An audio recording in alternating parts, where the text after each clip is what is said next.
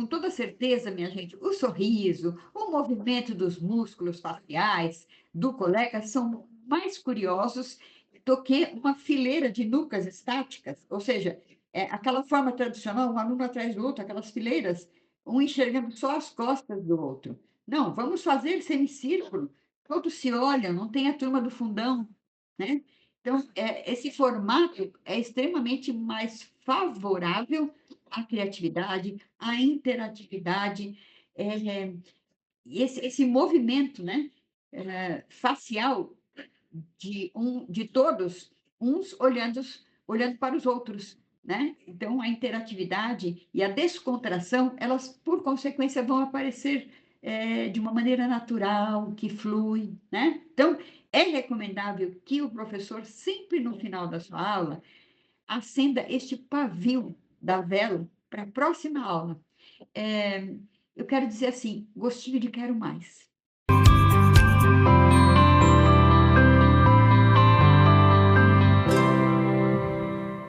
Pode ser apresentado, por exemplo, uma pergunta que motive o aluno a buscar informações para saciar a curiosidade dele, porque hoje a gente tem muito, a possibilidade de acessar informações, mas uma coisa é acessar informações, a outra coisa é transformar informação em conhecimento.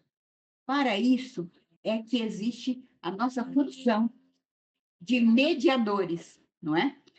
Para ensinar como que se transforma essa informação em conhecimento.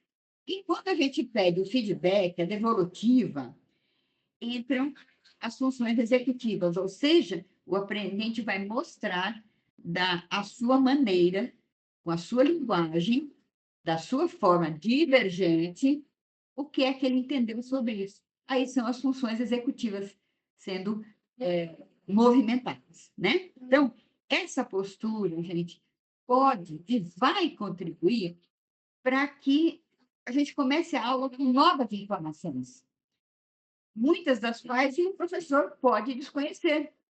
Aí é que vem a magia, porque eles, trazem a curiosidade deles, eles ficaram com aquele gostinho de quero mais e eles vêm com perguntas. Então, estejamos prontos para e com abertura para receber isso, porque se nós demonstramos um comportamento, uma atitude de recepção, de empatia, de acolhimento, eles se sentem encorajados a participar, a trazer as suas ideias, a enriquecer esse aprendizado.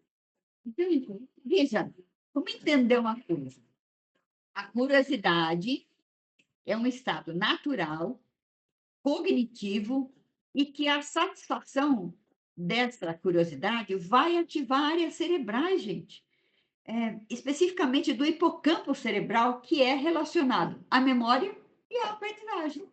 Então, olha só o que que a gente garante quando a gente faz isso: atender e dar espaço para a expansão dessa curiosidade. Acolhimento das perguntas. Eu acho que nós adultos, enquanto no nosso processo escolar, muitas vezes, quando a gente fazia uma pergunta, "Professor, eu gostaria de", alguém tem alguma pergunta? Sim, eu gostaria de perguntar tal coisa. Eu gostaria de saber, sobre, por exemplo, um caso que eu já citei em vídeos anteriores. "Ah, professora, nós estamos falando da pressão atmosférica, tudo mais, eu gostaria de saber como é que o avião tão pesado fica lá em cima, ele não cai", né. É uma pergunta. Então, é um estado cognitivo que ativou uma área cerebral do hipocampo, porque é a curiosidade.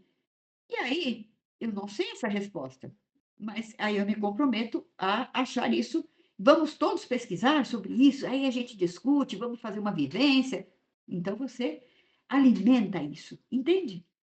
E não fecha no convergente, abre para o divergente. Então, o desconhecido, o mistério, o mágico, o impossível, o impensável e o intangível precisam ser utilizados com muita frequência por nós.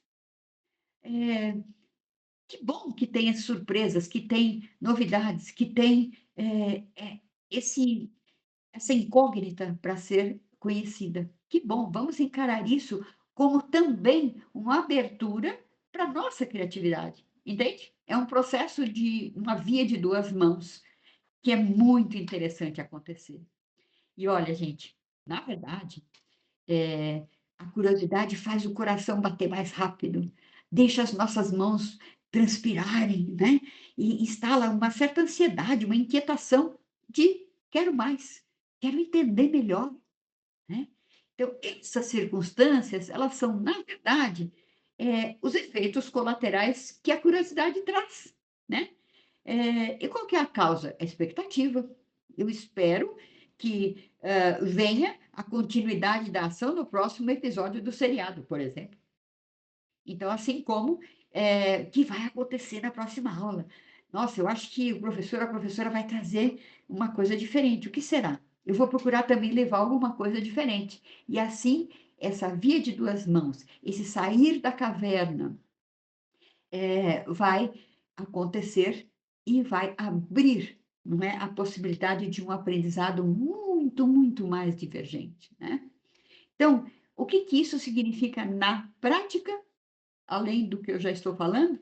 Esses achados científicos da neurociência, eles vão embasar e vão explicar por que, minha gente, é tão importante investir em materiais, em experiências de aprendizagem que façam brilhar os olhos dos alunos. Então, quando você tem um tema para ser trabalhado, começa trabalhando com eles a significação daquilo. Então, hoje nós vamos trabalhar tal coisa. Então, por que vamos trabalhar isso? O que que isso, representa? O que que traz para o nosso aprendizado? O que que vocês acham? Deixe eles interagirem. Vamos fazer a aula invertida. Vamos usar as metodologias ativas, né.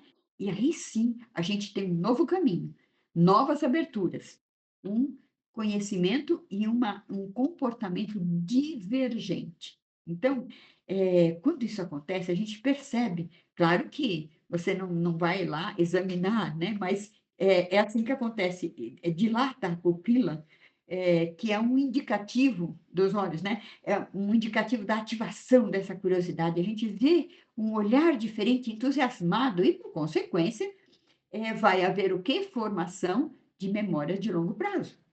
Ou seja, um indicativo muito forte de que sim haverá aprendizagem. Porque se a gente tem uma maioria de quando a gente lê, não é, as expressões faciais, a gente vê que tem lá uma boa porcentagem naquele grupo de, aprendentes com cara de paisagem, com cara de: "Ué, não entendeu". Então vamos para outra estratégia e mais outra estratégia, até que a gente sinta esse brilho nos olhos, esse interesse, essas mãozinhas levantadas querendo fazer várias perguntas, né. Porque educar, gente, é um caminho, e é um caminho em que a gente faz essa trajetória de mãos dadas. É essa a nossa essência verdadeiramente. Nós somos seres de convivência, não é? Seres sociais. Nós não somos nada sem o outro. Se assim fosse, eu acho que seria criado só um ser, Highlander que vivesse para sempre e ele se bastasse. Mas não é essa a nossa realidade, não é verdade? Não é assim. Nós não somos nada sem o outro. Nós não teríamos chegado até aqui se as mãos de tantos e tantas tivessem resolvido cuidar de nós. Se ninguém cuidasse de nós, ficaríamos como um bebê sem ação, sem aprender a falar, sem aprender a andar, sem uma referência. O alimentar, o andar, o falar, o compreender é algo que nos acompanha, porque sempre tem alguém fazendo isso, né, junto a nós. Esses alguéns estavam lá junto de nós, estão aqui agora, sempre há alguém, porque somos seres em relação. A gente precisa apenas saber, sentir. De mãos dadas, a gente vê que precisa andar também a teoria e a prática.